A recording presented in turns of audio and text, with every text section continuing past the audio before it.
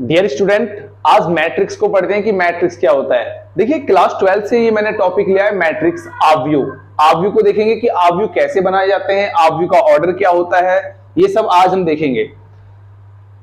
ठीक है भाई, आज हम मैट्रिक्स स्टार्ट कर रहे हैं आव्यूह। ठीक है, देखिए सबसे पहले हम इस चैप्टर में देखेंगे कि आव्यूह होता क्या है, आव्यूह कहते किसे हैं। ठीक है, सपोज करिए कि मेरे पास तीन व्यक्ति हैं, राम, श्याम और रमेश। ठीक है, इनके पास पुस्तक और कलम की संख्या अलग अलग है, पुस्तक और कलम। ठीक है, पुस्तक और कलम। देखिए, राम के पास 6 पुस्तक हैं, श्याम के पास 8 पुस्तक हैं, रमेश के पास 10 पुस्तक हैं।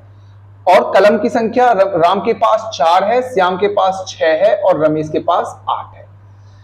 अब इस डाटा को हमें किसी एक रेक्टेंगल के अंदर शो करना है, तो हमारे पास दो तरीके होते हैं किसी रेक्टेंगल के अंदर इनको शो करने के। जैसे, और हमेशा ध्यान रखिए कि जब भी हम किसी मैट्रिक्स को शो करते हैं तो मैट्रिक्स को हमेशा कैपिटल लेटर से दिखाते हैं। जैसे सपोज करिए इसका मैट्रिक्स ए बनेगा, तो देखिए क्या होगा, 6 4 8 6 10 8। अब इसको हम एक मैट्रिक्स कहेंगे, इसको हम एक मैट्रिक्स कहेंगे। किसी आयताकार के अंदर इन संख्याओं को एक सिस्टम के अकॉर्डिंग अरेंज करना, वही आपका मैट्रिक्स होता है। अब इसको दो तरीके से अरेंज करेंगे। जैसे एक ये तरीका है, दूसरा तरीका मैं मान लेता हूं मैट्रिक्स बी। देखिए क्या होगा दूसरा तरीका, 6 4 8 6 10 8। दूसरा तरीका यह है, तो हम इसको भी मैट्रिक्स कहेंगे और इसको भी मैट्रिक्स कहेंगे। यही आपका मैट्रिक्स है कि किन्हीं संख्याओं को किसी आयत के अंदर एक सिस्टम के अकॉर्डिंग अरेंज करना, वही आपका मैट्रिक्स है। एक दूसरा एग्जांपल लेते हैं। जैसे मेरे पास एक ट्रिंगल दिया हुआ है, ट्रिंगल त्रिभुज। ठीक है, और इस त्रिभुज के जो शीर्ष हैं, वर्टेक्स हैं, वो उसके कोऑर्डिनेट है x1 y1, x2 y2, x3 y3। हमको इनके कोऑर्डिनेट्स का एक मैट्रिक्स बनाना है, तो इसके भी दो तरीके हैं कि हम मैट्रिक्स कैसे बना सकते हैं। जैसे मान लिया कि मैट्रिक्स है A, तो देखिए x1 y1, ठीक, x2 y2, x3 y3। इन नंबरों को इस तरीके से अरेंज करेंगे तो ये एक मैट्रिक्स बनेगा। एक दूसरा तरीका क्या हो सकता है, दूसरा तरीका होगा x1 y1, x2 y2, x3 y3। ठीक है, मतलब इसको अगर हम वर्टेक्स A बोले, इसको B और इसको C, तो इसको शो करेंगे हम, ये A के कोऑर्डिनेट हो जाएंगे, ये B के और ये C के। इस तरीके से मैट्रिक्स को शो करते हैं। अब हम देखते हैं कि मैट्रिक्स में रो और कॉलम, स्तंभ और पंक्ति क्या होते हैं। अभी हमने मैट्रिक्स को जाना कि मैट्रिक्स आव्यूह क्या है। अब सपोज करिए कि हमारे पास एक मैट्रिक्स है x1 y1, x2 y2, x3 y3। तो देखिए इसमें पंक्ति और स्तंभ दो चीजें होती हैं जिनको बोलते हैं रो और कॉलम। देखिए जो ये आपका है क्षैतिज हॉरिजॉन्टल, इसको बोलते हैं हम पंक्ति, रो। ठीक है, क्या बोलते हैं इसको हम, पंक्ति। और इसको बोलेंगे सेकंड रो, रो 2 हम इसको नंबर दे देते हैं, रो 1 और रो 2, पंक्ति। ये भी एक पंक्ति होगी। और जो ये आपके खड़े हुए हैं इनको बोलेंगे हम स्तंभ। तो ये हो जाएगा पहला स्तंभ, इनको हम शो करते हैं C1 से, इनको C2 से और इनको C3 से। तो अगर हमसे कोई पूछता है कि इसमें कितनी पंक्तियां हैं, तो इसमें 2 पंक्तियां हैं, 1 2।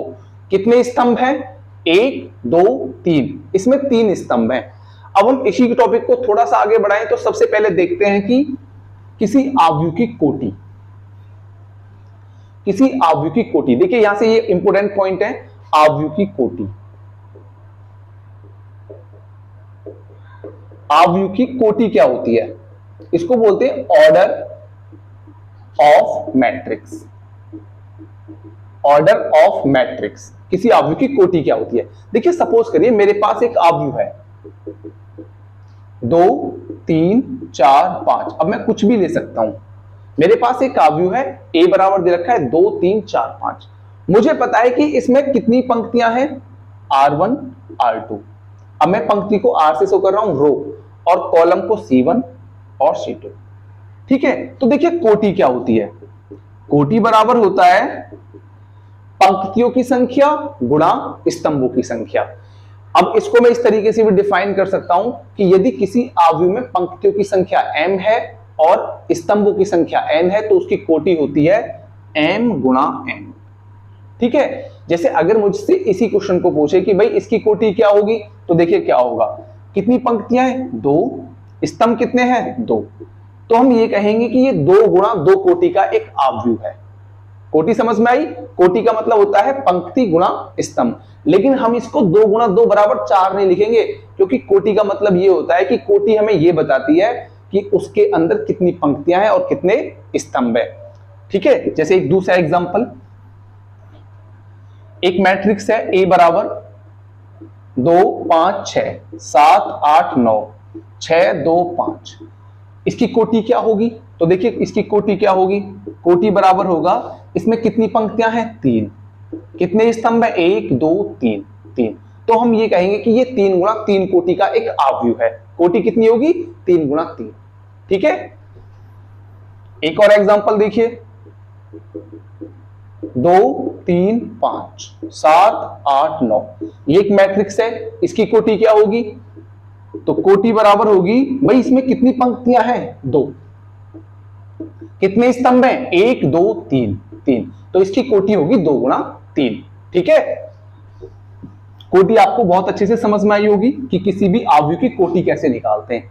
अब देखिए दूसरा पॉइंट है इसका, आव्यूह में अवयवों की संख्या, आव्यूह में अवयवों की संख्या,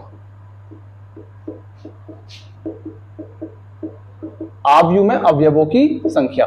देखिए मेरे पास एक मैट्रिक्स है A बराबर 2 3 4 7 5, एक मैट्रिक्स दिया है, मुझसे कहे कि भाई इसके अंदर कितने एलिमेंट्स हैं, कितने अवयव हैं, तो मैं काउंट करके बता सकता हूं कि 1 2 3 4 4 एलिमेंट हैं। लेकिन इसके लिए जो फॉर्मूला होगा, याद रखिए अवयवों की संख्या, अवयवों की संख्या बराबर होती है m गुणा n। अब m क्या है, यहां पे पंक्तियों की संख्या, और n क्या है, स्तंभों की संख्या। जैसे इसमें कितने पंक्तियां हैं, 2, इसमें कितने स्तंभ हैं, 1 2 2, तो 2 दूनी 4। अब हमें यह पता चलेगा कि इसमें अवयवों की संख्या 4 है, लेकिन अंतर समझना कोटि और अवयवों की संख्या में। देखिए जब हम कोटि फाइंड कर रहे थे ना, तो हमने गुणा नहीं करना था, लेकिन जब अवयवों की संख्या निकालनी है तो गुणा करेंगे, तो अवयवों की संख्या होगी 4। ठीक है, एक और देखिए, 2 3 6 7 8 9, मुझसे कह रहा है कि इसमें कितने एलिमेंट्स हैं, कितने अवयव हैं, तो 1 2 3 4 5 6 अवयव हैं। लेकिन फॉर्मूले से कैसे निकालेंगे, अवयवों की संख्या बराबर कितनी पंक्तियां इसकी, 2, 1 2 गुणा कितने स्तंभ है, 1 2 3 3, तो 2 तिया कितना हो गया, 6, तो कितने अवयव होंगे इसमें, 6। इस तरीके से अवयवों की संख्या बताते हैं। अब देखिए आव्यूह का निरूपण, आखिर हम आव्यूह के एलिमेंट्स को शो किससे करते हैं। देखिए हमेशा ध्यान रखना, किसी भी आव्यूह के एलिमेंट्स, अवयवों को हम दिखाते हैं A11 A12 A13 dot dot dot dot, इस तरीके से A21 A22 A23 A31 A32 A33। ठीक है, इस तरीके से हम किसी भी आव्यूह के अवयवों को शो करते हैं। अब देखिए इसका मतलब समझना है हमें, जैसे आप ये देखिए कि A11, इस A11 का मतलब होता है कि यहां पे जो एलिमेंट्स है, यहां पे जो अवयव है ना, वो पहली रो मतलब पहली पंक्ति में है और पहले कॉलम में है, पहले स्तंभ में है। जैसे ये A12 A12, इसका मतलब ये होगा कि ये वाला जो एलिमेंट है ना, ये पहली पंक्ति में है और दूसरे स्तंभ में है। जैसे इसको देखिए A22, तो देखिए ये वाला जो एलिमेंट्स यहां पे जो भी होगा ना, दूसरे पंक्ति में होगा और दूसरे कॉलम में होगा, भाई दूसरी पंक्ति में होगा और दूसरे कॉलम में होगा। इसको देखिए A23, ये वाला एलिमेंट्स दूसरी पंक्ति में होगा और तीसरे कॉलम में होगा, 1 2 3, तीसरे कॉलम में होगा। तो इस तरीके से हम किसी भी अवयव के अवयवों को दिखाते हैं कि किस तरीके से इसके अवयव के अवयवों को शो करेंगे। तो ये एक अवयव का एक छोटा सा इंट्रोडक्शन था। इससे आगे जब हम पढ़ाएंगे तो वो नेक्स्ट वीडियो में देखेंगे।